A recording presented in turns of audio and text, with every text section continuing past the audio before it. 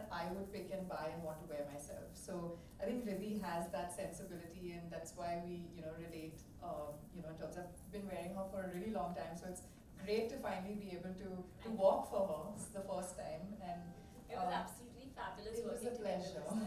And so I love the fact that your collection this time has been inspired by heirlooms that are very close to her. It just gives it so much more history and meaning. There's so much emotion attached to it.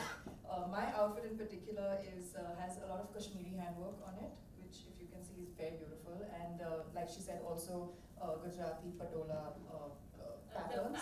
And I think that's really interesting to mix the two, and to have one outfit inspired by two different regions of our country. And yeah, I feel great in it. It's really beautiful. The color palette is something that I would wear. Ivories, and then going into the jewel tones, which is something for like a more ornate, maybe a wedding function. But this is something that I would wear to probably a sangeet or a cocktail. Yeah. Without a doubt in my mind, I'm going to wear this because this is fully my color, the ivory. And she was leaning towards, because on stage brighter colors look better and they pop more. And then we tried both on, and it was quite a dilemma.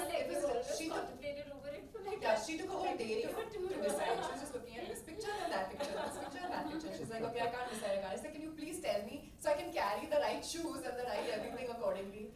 Then finally she was like, okay, fine. I think my instinct is saying the ivory, so let's just go with that. Yeah. So yeah, that. But I'm very happy that she picked this, because this is very me, and it's just something that I feel I relate to in terms of the color, in terms of I love pastels. I like just being simple, elegant.